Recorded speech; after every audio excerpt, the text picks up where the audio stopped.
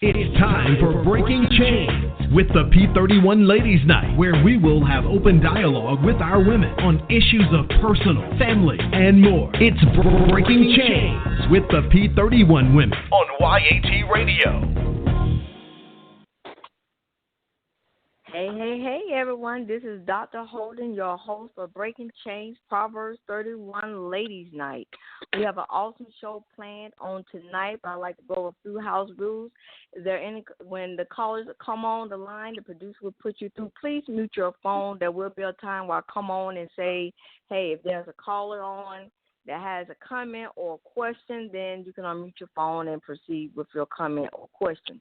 So to show respect to our guests and so we can all listen to the information that will be going forth on tonight. Again, please mute your phones so we will not have any interruptions.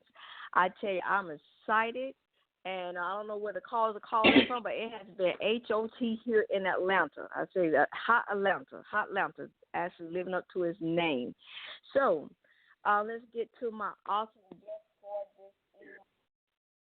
So excited to have her on.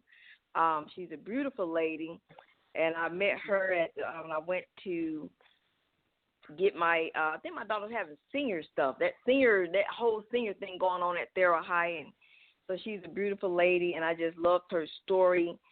And I just think anytime we can get information on what's going on, with our bodies and just personal and powerful stories, I just love them kind of guests. So without further ado, let me introduce you all to my guest, Miss, and I hope I'm pronouncing it right, because it's C.H. Shaquila Shy. And I hope when it comes on, Shaquila? It's Shaquila. Okay. Well, Miss Shaquila Shy is an Atlanta, Georgia native. All right now. Okay, I'm an Atlanta, Georgia native as well. So you rarely meet people here in Atlanta that's from Atlanta. And she has lived in the metro Atlanta area all her life. It was important for Shaquila Shy to attend college, so she went to earn an Associate of Science in Business Administration from Herzing College of Business and Technology in Atlanta, and her Bachelor's of Science in Business Administration with a concentration in Business Management. Shaquila Shy founded and brought together We Are Shining 2019, first annual kidney disease walk after riding in the car, and here on B103, there will be a kidney walk in 2 weeks. Okay, now, she got some pull, y'all. She done pull this thing together in 2 weeks. Can we say she's blessed? She has 34 walkers. She was able to pull together within 2 weeks 34 people that came alongside her journey and walked with her. She sold 80 T-shirts in just 2 weeks prior to the event, which just passed in May 18. But, the loss of her husband in November of last year, on November the 2nd, has played a major role in her decision to share with the world why we should take steps to living a healthier lifestyle. Shy's husband suffered kidney disease for 27 years of his life and a heart failure for 8 years. And she said what caused this illness? High blood pressure. So let me, I guess, Shaquila, are you there? I am. Hi, beautiful. How are you? I am wonderful. Thank you. Oh, my goodness. How's everything been going lately? It's going well. Okay. When I heard about, when I met you and I heard about, you had that walk that was coming up, because it was right before graduation. That's when I was up there doing the senior activities at Thero. And so that story, is there any callers on here, a little background noise? Please mute your phone so we can, show respect to our guests. But your story, just your journey of losing a husband that you love dearly for kidney disease really touched me. And I think we need to know more about how, we can better live healthier lives. So tell us about your journey and how long were you married, and what was that process like, just seeing your husband go through that illness? Well, hello, everybody. On July 5th, 1995, I was at work. I received a call from my husband's best friend, and he said Stacy is at the Shakila, hospital. hold on, I'm sorry, Shakila. Is there's an echo, or is there a speak? And I hear some other callers. Can you mute your phone because it's an echo coming in? You got a powerful story. I want the listeners to be able to hear this. Okay, you can go ahead. It's clear now. Okay, again, on June 5th of 1995, I was at work. I received a phone call from my husband's best friend, and he called and he said, I had to bring Stacy to the hospital. And I said, why? And he said he wasn't feeling good. And I said, what's wrong? And I thought to myself, okay, I need to leave work. I need to go and check on Stacy. And he said, no. He said he'll call you when the doctors give him a diagnosis. And I said, really, what is going on? And so I waited a couple of hours. He called me back, and he said they will be keeping Stacy. And I said, why?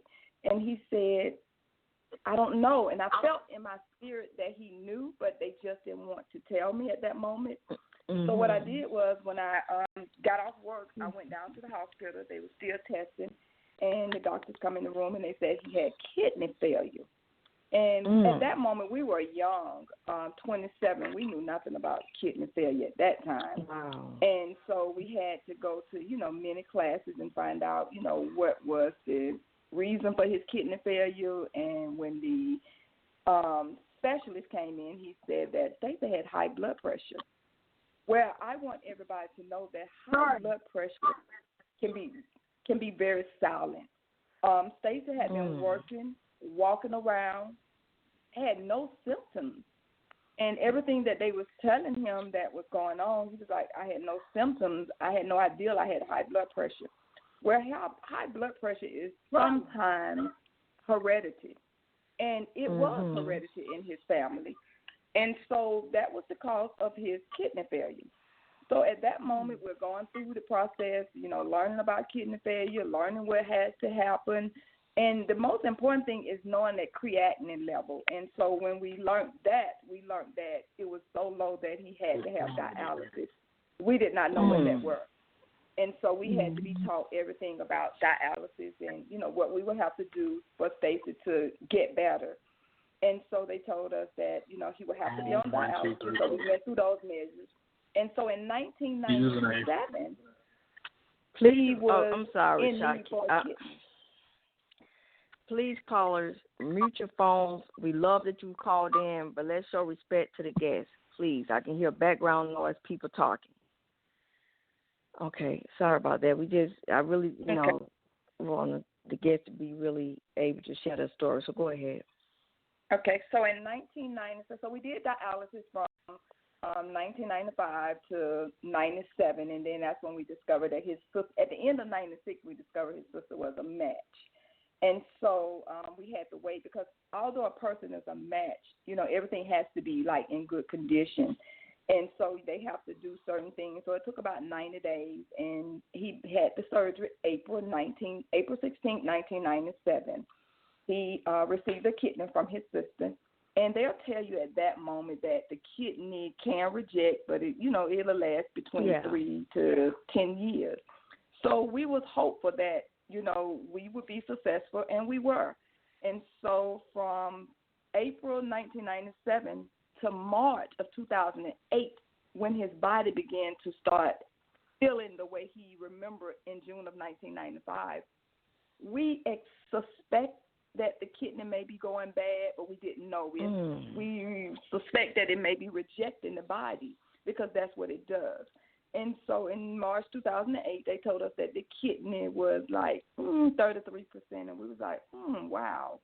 And so we was like, oh, do that mean that we have to go back on dialysis? And they was like, well, we don't know right now, but we may have to do dialysis about maybe once a week just to see, but we end up going back on dialysis full time. And going through this journey of kidney failure really opened our eyes to, what we have to do and what we put inside our bodies, because what we put inside our bodies plays a major role also, because your kidney plays a major role in your health as well. And so we began to, start saying, what do we do from here? So that was March of 2008. Had no idea that the kidney was working so hard that your kidney can affect your heart. And so August 2010, one Friday morning, we was on our way to dialysis, and he said, my chest is hurting.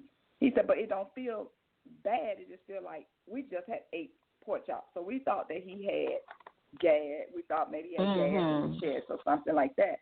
And so when he went to dialysis, we told him that he was not feeling good, and we think that, probably what we just ate, he probably ate too fast or something like that. So, okay.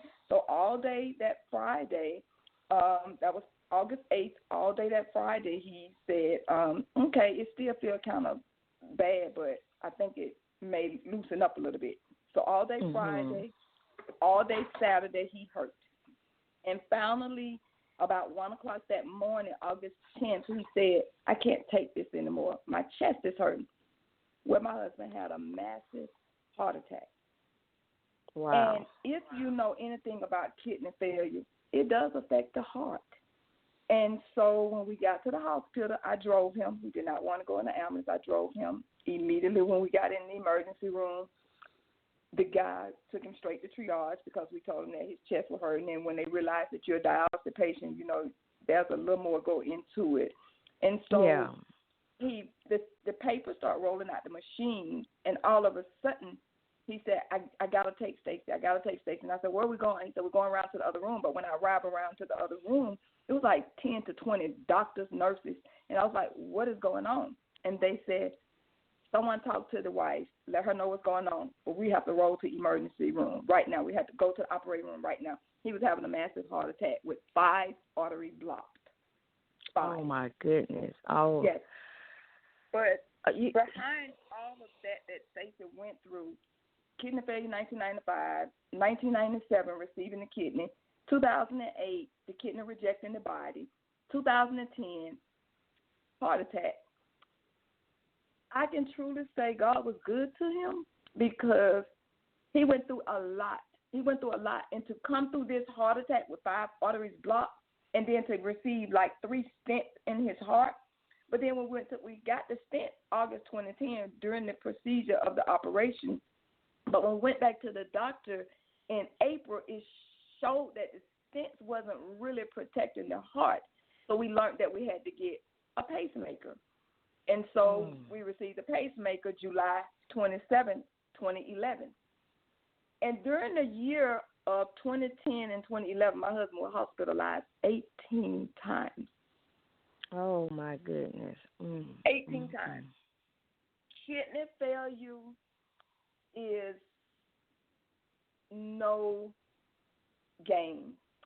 The main causes of kidney failure is high blood pressure and diabetes. Wow. And a lot of people don't realize that. When I share my story, when I talk about it to people, it shocks people. And there are so many people walking around with high blood pressure, and they do not take it seriously. There are people that walk around with diabetes. They don't take it serious. If you know of anyone that has high blood pressure and they're refusing to take their medicine, they're refusing to eat right, they're refusing to diet right, they're refusing to exercise, please, I always tell people, and I tell my coworker all the time, he came to me one day before school closed, and his eyes was bloodshot red. And he came in my office, and I said, no, I don't know you personally, but I believe you got high blood pressure. And he looked at me, and he said, how do you know, Mrs. Shy? And I said, your eyes are bloodshot red. I said, please protect your kidney. And so I don't play around with it. I just tell people who do have high blood pressure, don't play around with it because it could cause you to lose your kidney. And when you lose your kidney, you got to deal with dialysis. And a lot of people do not know what that entails. That's the body, that's the machine removing the blood from your body, all the toxins in your body, and it's putting it back in. The first time I saw that experience, I was sitting in dialysis with my husband in 1995. And the first time I saw that, it made me sick. The doctors had to remove me because I couldn't take it, because you look at life and you say, I have nothing to complain about when I'm looking at this machine hooked up to this man, which is my husband. It is like the most terrible thing you could see. But I don't think we understand the side effects of high blood pressure. I don't think we understand that what we eat. I don't think we understand that good hydration. I don't think we understand that urine is very important, because once you lose your kidney, you're not able to urine. When I tell people that, they be like, what? You're not able to urine on your own anymore. The machine has to clean your body out. And so much goes into having kidney failure, so that I don't know if people are realizing today there are a kidney, that is a dialysis clinic nearly on every block now. If you look back over the years when my husband first had kidney failure, you didn't see dialysis clinic like that. My husband went to the dialysis clinic inside of Piedmont Hospital. Kidney failure is so high in the black community, in the black men. Let me say that, black men. White men does not catch kidney failure like the black men. It's something about the black genes that causing this kidney failure, because there are more black people that would, especially men, that would get kidney failure. And we just have to have to know our numbers. We got to know our number. Every time I go to the doctor now, I ask the doctor, what is my creatinine level? And she look at me like, what do you know about that? And I tell her, my husband. You know, you said, you said something, the high blood pressure. I think my mom, she had stopped taking her high blood pressures for about a year. And last year in October, she just had a stroke and seizure at the same time because of the, you know, she wasn't taking her medicine, and she's been in and out the nursing home she still haven't learned how to walk. But it all stemmed from not taking the. Do you think people start to feel, okay, I'm feeling better, I don't need it anymore? And I mean, why do you feel from your personal experience now, and probably you talking to different people, that people are just not taking that high blood pressure thing serious, or not going to get their pills refilled, or what do you think is the cause of that? You know, from your personal experience, from you know, just talking and meeting different people. My personal experience of watching my husband, he never denied taking his medicine. And I think that if I can reach anybody that I'm talking to today, before my husband received his kidney, he took 33 pills a day. When he received his kidney, he took 16 pills a day. And a lot of people think once I receive that kidney, I would no longer take medication. Well, you have to, because you have to take the medication to keep the kidney from rejection. Because remember, that kidney didn't come from you. That kidney came from somebody else's body. But Stacy never denied taking his medicine, and he was a motivator to me. He was a fighter, because when he hear that people not taking care of themselves, he would say stuff like, if they had to go through what I'm going through, they would take their medicine.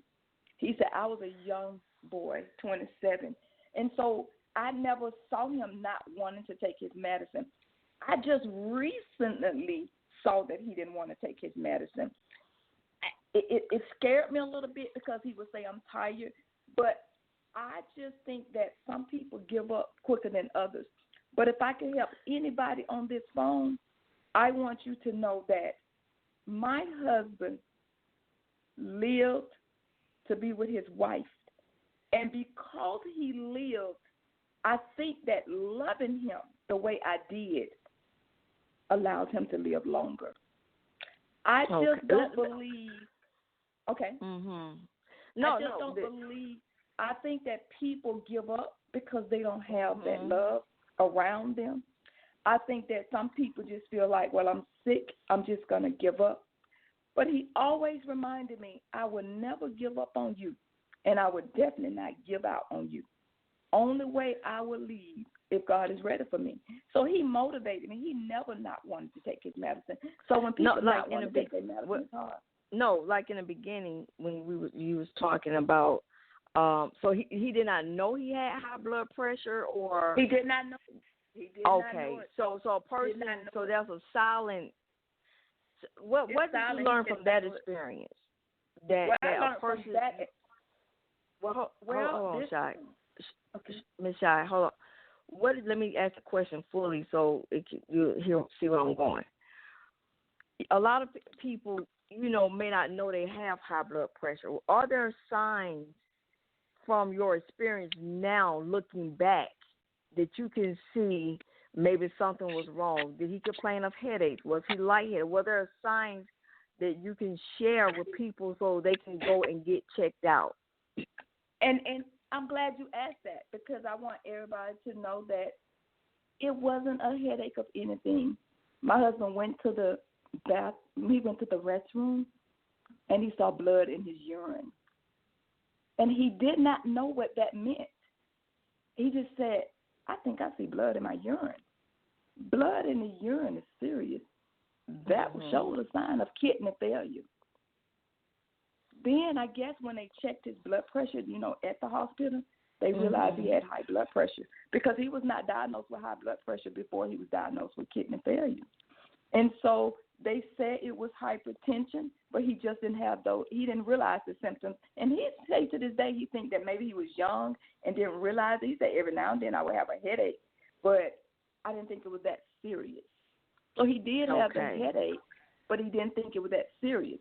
But when he saw the urine in the blood, the blood in the urine, that showed him something different.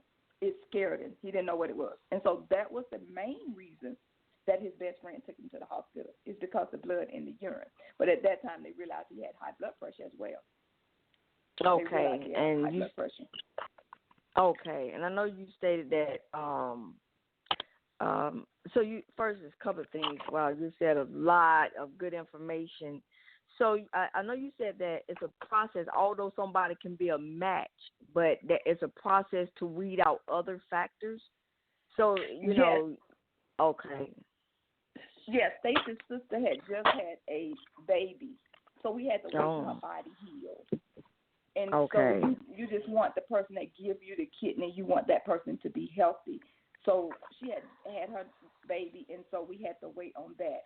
But there's a lot of factors that come with it, because when I wanted to give Stacey a kidney, they don't want wives giving kidneys. The second time when his kidney failed, I offered to give him a kidney. Well, they'll call the wife in and they'll talk to you and they'll tell you they don't want you to give kidneys, but give one of your kidneys. And the reason they don't want you to, because they think you're stressed. And if you're stressed and you give a kidney, then if you lose that kidney you got, then that's not good. So they never wanted me to give a kidney. I offered to share my kidney with someone else that may be a match, that I may be a match for, in switching for one that matched him. But because his heart was weak, we couldn't receive the kidney. We went to the doctor 4 years ago. We said, okay, Piedmont told us no. So let's try Emory. So Piedmont gave us a referral to Emory. And Emory said the same thing. When the doctor came in the room, he said, Stacey, your kidney is, your heart is 20%. You can't receive a kidney. I was out of my mind when he told my husband his heart was at 20%. And I said, can he live? And he said, he can die too. And I was like, really? With a pacemaker? I think my mind just had slipped. And so that was 4 years ago. So he lived 4 more years with the pacemaker, with his heart being at 20%. And so wow, Stacey did everything right. Stacey ate right. He watched his protein level.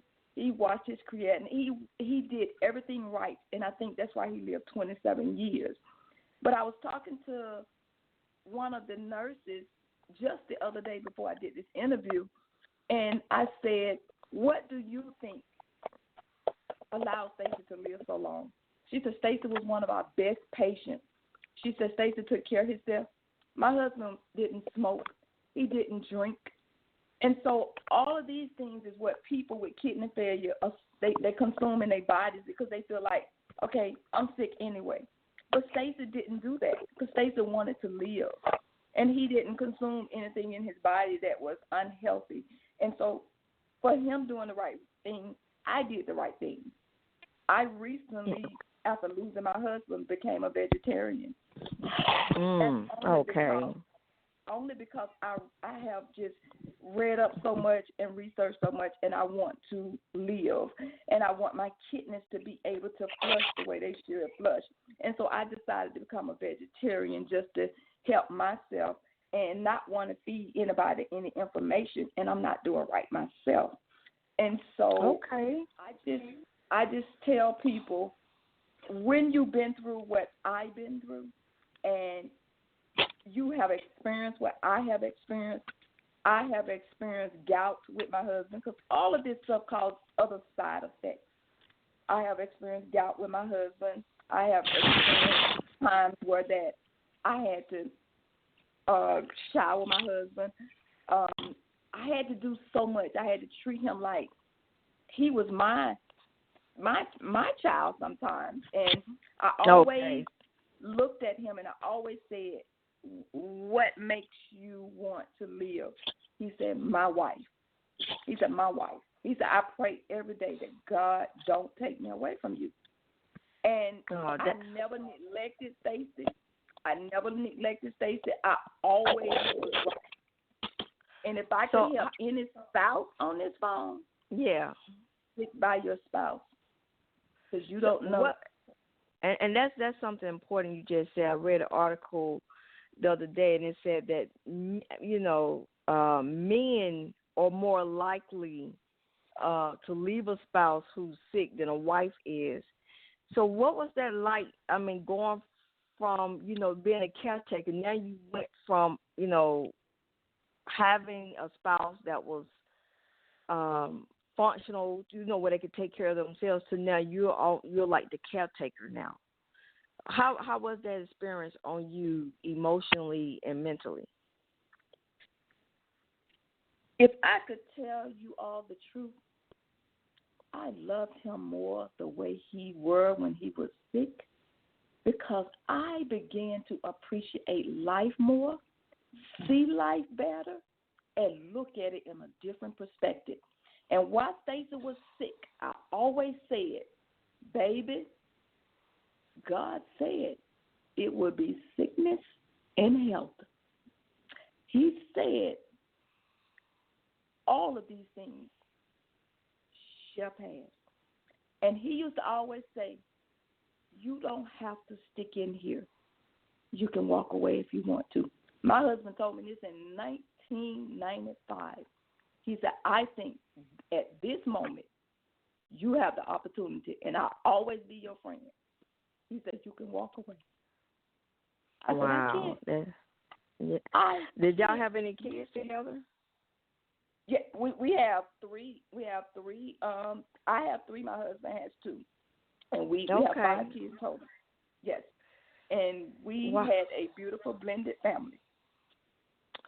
Let's take a break here, and I think we have a call online. Call if you're there. You want to make a comment or ask Ms. Shy a question, please go ahead and unmute your phone. Caller, are you there? Hello. Hi. Hi. I'm calling in. Miss Shy is my sister, not by blood, but by our heart. This is Mrs. Reed. Hey, Miss Shy.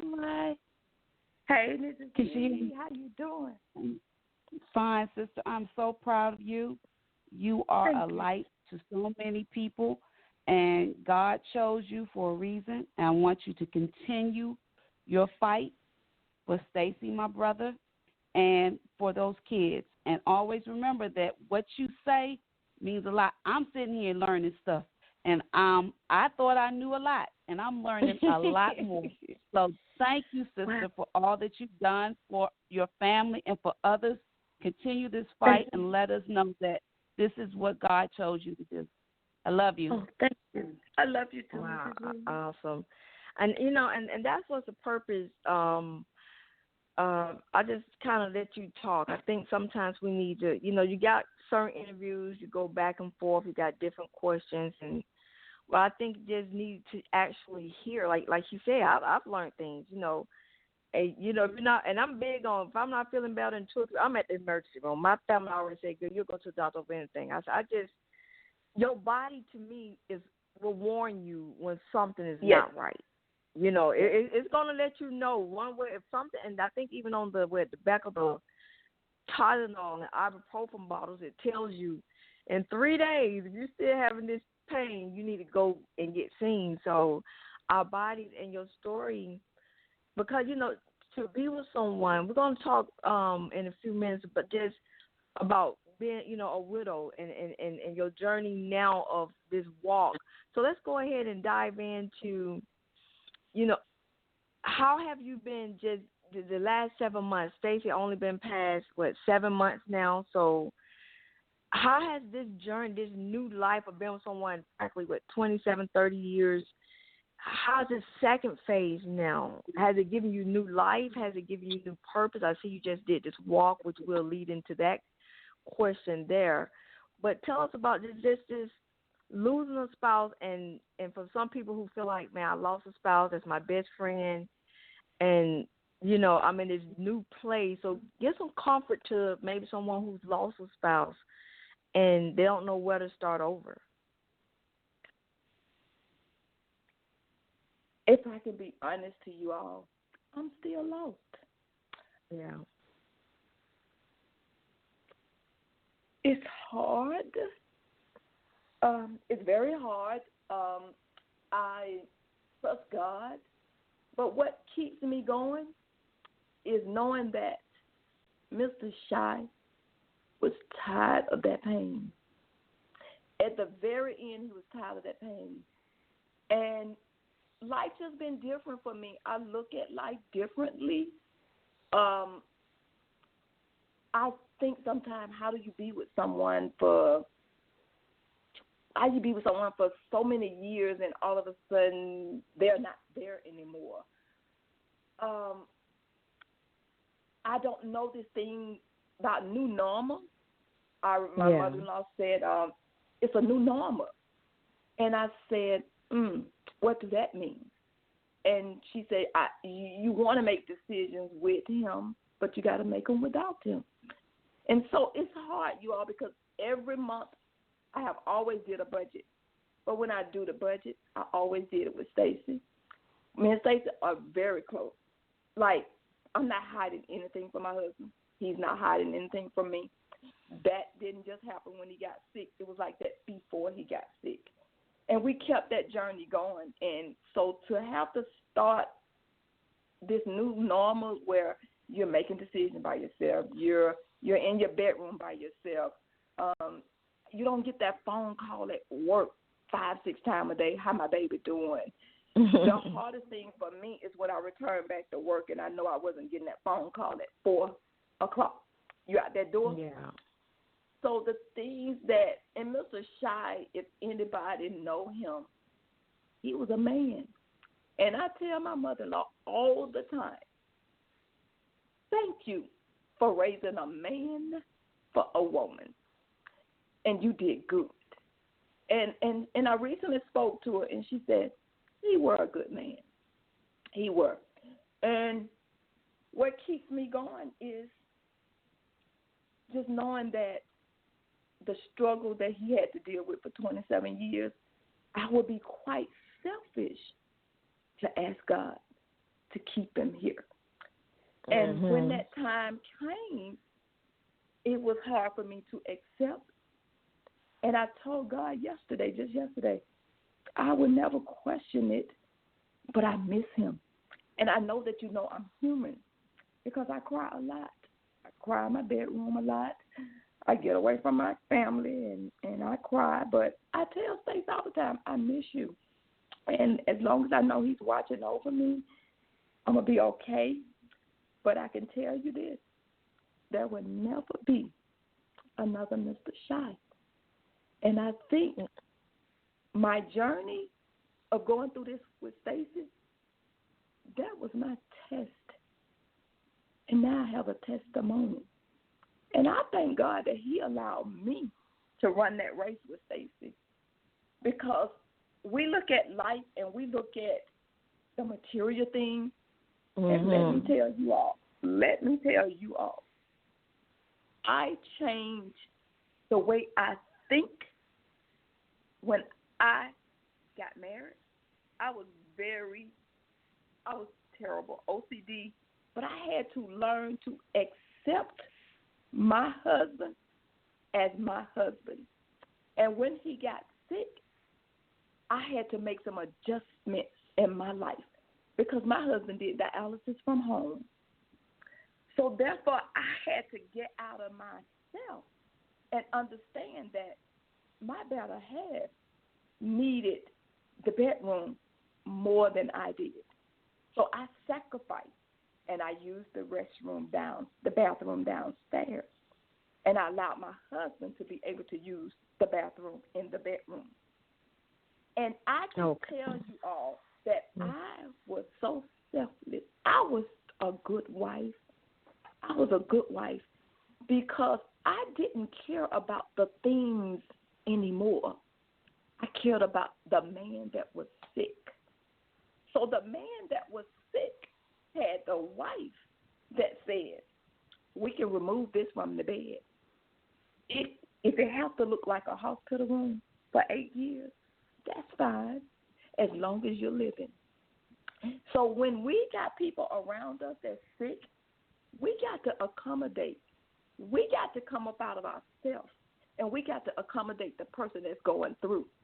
And so that's when I tell you all the love that me and Stacey shared is rare, because you got to give up a lot to see a person survive kidney disease.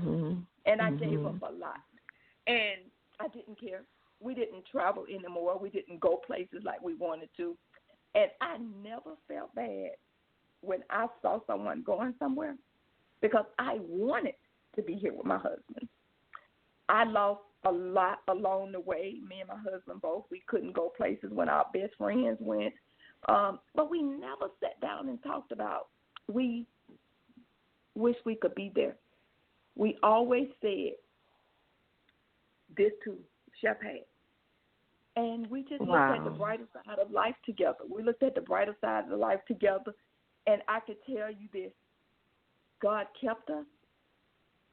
Many times, when my husband first got sick, we didn't have food on our table. But the best part about that is that we didn't have children to feed. And we had a couple that was in our life. And for some reason, God would touch them. And they would bring us food over, but we didn't call them. We always told ourselves, we're going to pay the mortgage, and we don't care if nothing else get paid, because everybody know when you outdoors, but don't nobody know when you hungry. That's right. That's so. But let me ask you this. So it sounds like this experience, and a lot of people are seeing death so close up. It made you look at life differently. You look at life.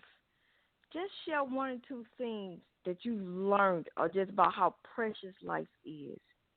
Maybe someone on the call, or we have people listening from different places all over the world. Maybe somebody, they might be so materialist, or they might don't think, that any, just don't take the time to really smell the roses. So share maybe one or two things that you learned about this journey called life during this time of your husband's sickness. One thing I learned is how to love genuinely. A lot of people don't love genuinely. When the money run out, the love run out. I didn't love like that. I loved genuinely. Me and Stacey, from the very start, before we got married, we already knew that we were destined for each other, because Pastor Nesby asked us one question and told us we would be in we would be in marriage counseling for about 3 months if we didn't get it right. And he said, I have to ask you something, Shaquila. And I said, what do you have to ask me? And he said, I'm aware that Stacey has kidney failure now, and I'm doing your marriage counseling.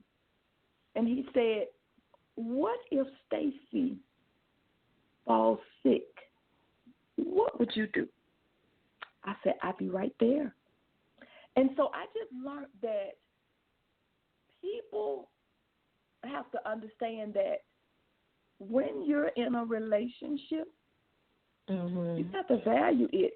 And so through this relationship, it taught me just how to love genuinely. It taught me how to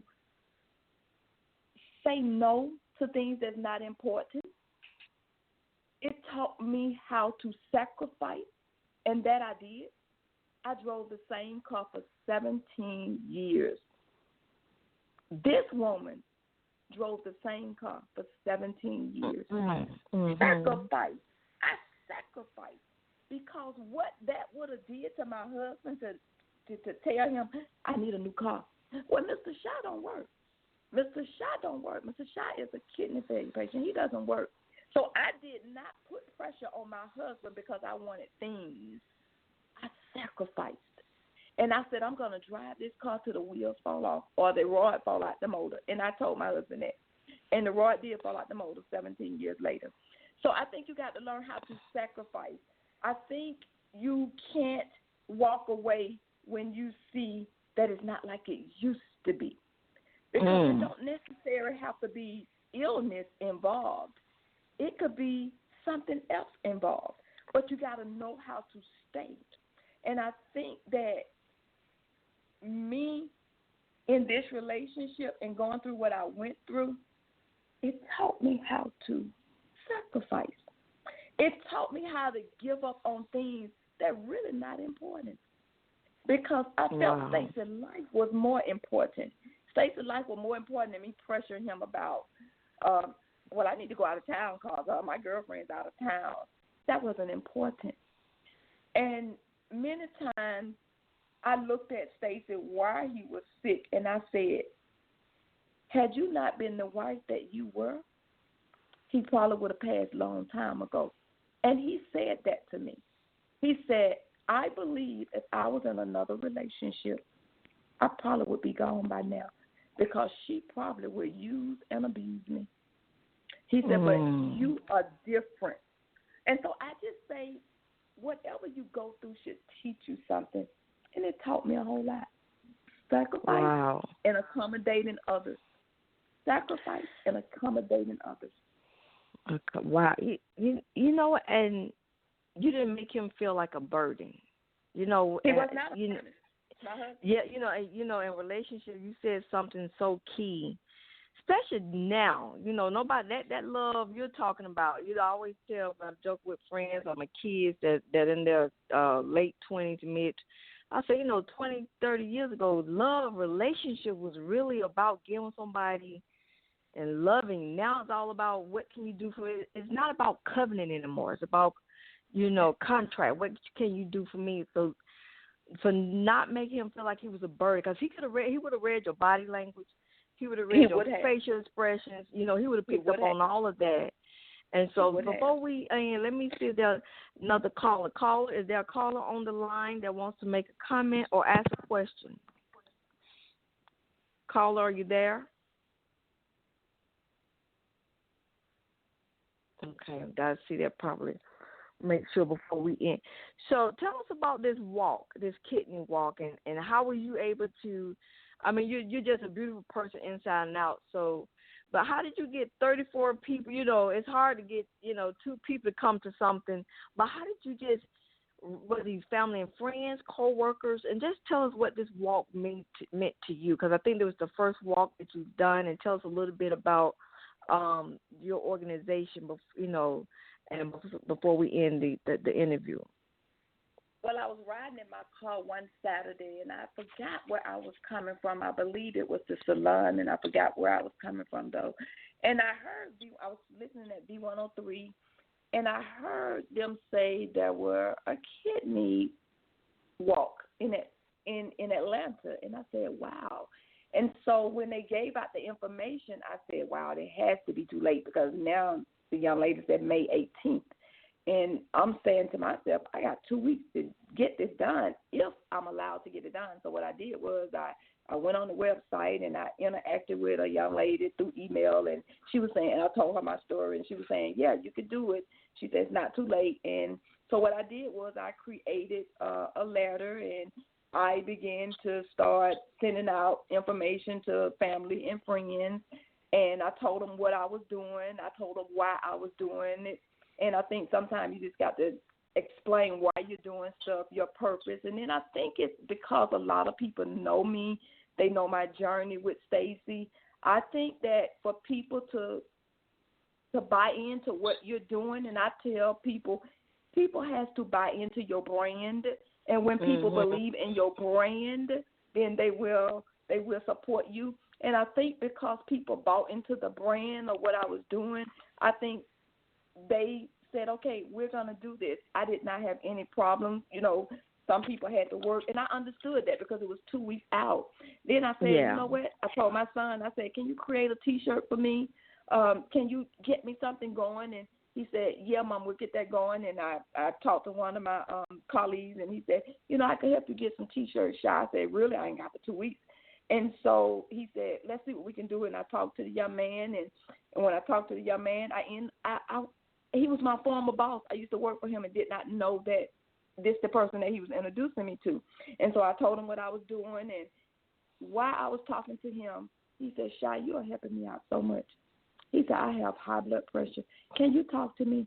And I've been talking to him like a lot about his high blood pressure, what he can do to not get kidney failure. And you know, he's overweighted and stuff, and he was like, I'm really overweighted. I need to get it down.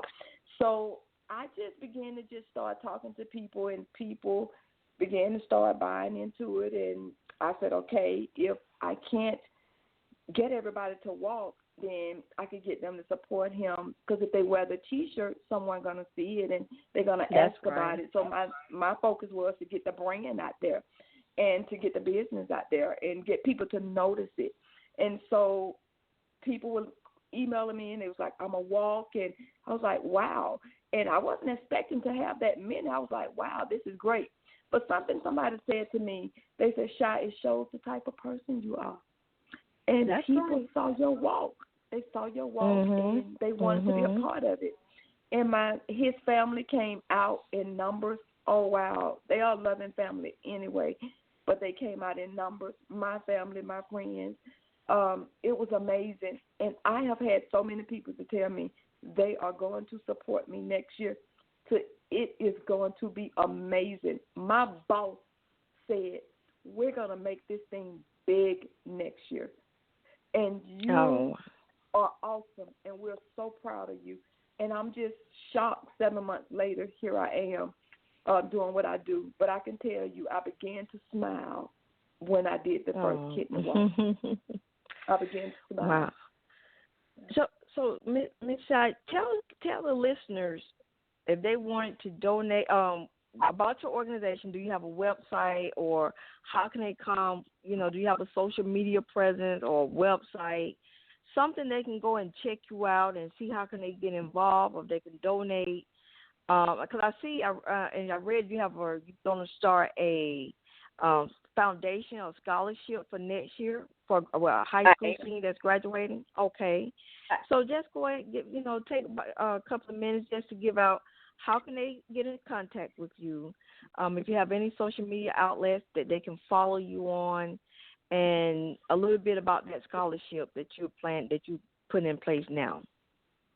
Okay, I am putting in place We Are Shining for Stacy Kidney Disease. I am putting in place a foundation. Next year, I expect to give out a scholarship to a graduating senior that is going through kidney failure or has a parent that is going through kidney failure, because I want to be able to give back in my husband's name. I want to be able to give back. There are a lot of people out here with kidney failure.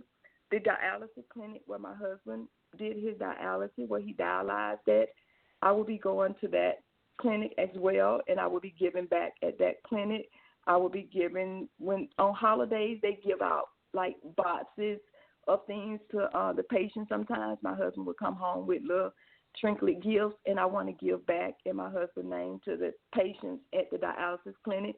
One thing about kidney failure, if you ever know anybody with kidney failure, if you go to the doctors with them the way I went to the doctor with Stacy, you will see that they're there alone. People do not support these people. They are there alone. And so Stacy didn't have to go through that. And so because Stacy did not have to go through that alone, he had his wife and his kids and his family. I want to be able to help somebody not go through it alone. Awesome. So what are your social media handles if people want to start? Are you on Facebook, LinkedIn, Twitter, Instagram? I just created an Instagram, so I am on Instagram, and you can follow me. I just created that page. It is called @WeAreShining, and it'll be Shining, SHY. I use our last name, NING. So you can follow me at We Are Shining. If you want to donate to We Are Shining, it goes directly to the Kidney Foundation. You can donate at kidney.org, and when it asks you who are you donating to, you can put in We Are Shining, and it'll definitely go to the Kidney Foundation. The Kidney Foundation do what they're supposed to do. They were very helpful to my husband. There were many times my husband were in need of things in the Kidney Foundation. They really support those patients. That's one thing I can say. If you give to the Kidney Foundation, please do, because they definitely help the patients. Also, if you have things in your home that you need to give, I know we have the Goodwill out there, but if we got people that's really close to us and they're fighting kidney failure, you can give your belongings in your house to the Kidney Foundation. They definitely do the things that they need to do to ensure that these patients survive. The bills can be so high because those bills are very high. We were just fortunate that we had 2 insurance, and we were very fortunate with that part, and that's because I had to continue working. I could have said I'm going to stop and take care of Stacy, but we knew that we wanted the best care for Stacy. So also work and the insurance is very important, because Medicare would not do it like that. Y'all do understand that when you got insurance on a job, they're going to take care of you a whole lot better than if you just got Medicare. At one point, we just had Medicare, and when we just had Medicare, it drove us to Grady Hospital, who could not at that time supply what Stacey needed with renal failure. But when I received my insurance on my job, we began to go to Piedmont Hospital, and I can give them a shout out because they are the best. They're the reason, with God's help, that Stacy survived 27 years. Piedmont is a very good hospital for renal failure. But we also, if I can let you all know, if you could do anything to prevent this kidney failure, please, black men, get a checkup. Black men, watch that high blood pressure. Watch that diabetes. Please get annual checkups and make sure that you know your blood level, so that it won't be too late, because many times kidney failure is too late and you have to go right on dialysis. But if you get annual checkups and get that kidney checked, if there's something going on, it could be treated. Oh. And we learned that later, that it could be treated. And so, okay. Yeah, so you'll see updates and everything. Mm-hmm. Okay, so you're gonna start putting updates on your Instagram. So you don't have Facebook or LinkedIn. You just now getting new to the social media world. Seems like. Yeah, I am gonna open up a Facebook page, and I'm probably gonna do it really soon. I am, and I do have the Instagram going now, but I am gonna open up a Facebook page. The lady at the Kidney Foundation asked me the other day, and I think I will. Okay. And, okay. I want to get the word someone, out there. Just take care of themselves. Okay. If someone wanted to get a T-shirt to show their support, are y'all selling T-shirts? Yeah, you could email me at weareshining @gmail.com. Okay, spell that one more time, Miss Shy. That Shining, just in case somebody. Yeah, SHYNING @gmail.com. We are shining @gmail.com, and you can definitely reach out to me on there, and I would definitely keep updates on my Instagram page, and once I get the Facebook page, I definitely let everyone know on that Instagram page as well. Wow. Well, I want to thank you for taking your time. I know the last 7 months really have been a topsy-turvy time, and you still trying to, like you said, get your footing. You just trying to see, but I see God is already orchestrating your steps. He's already orchestrating your steps and bringing. You have a support system, and I just believe your organization is going to grow.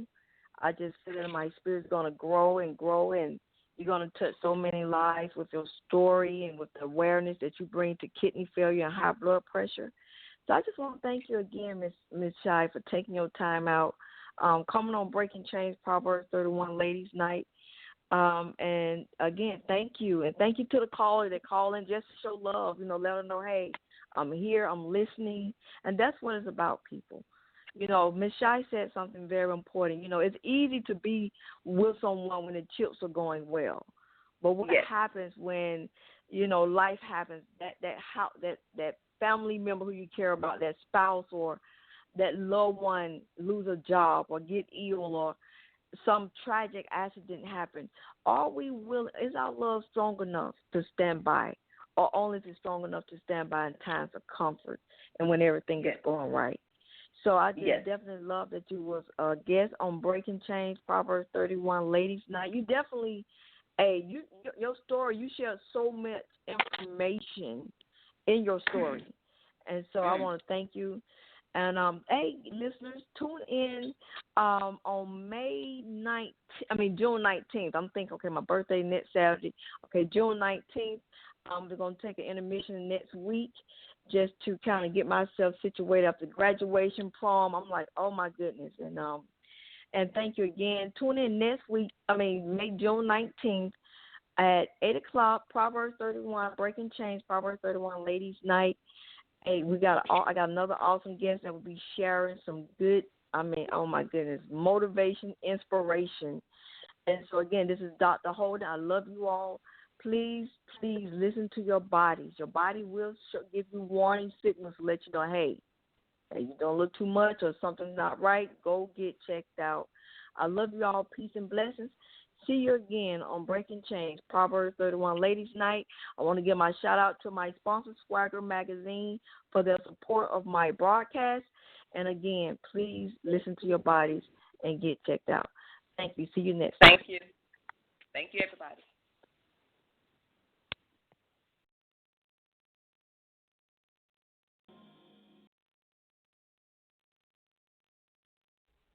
You've been listening to Breaking Chains with the P31 women on YAT Radio. Tune in next week, same time. Go to our website, blogtalkradio.com/YAT Radio, or call in 858-357-9137. It's Breaking Chains, YAT Radio, where we leave a mark that can't be erased by breaking the chains of silence.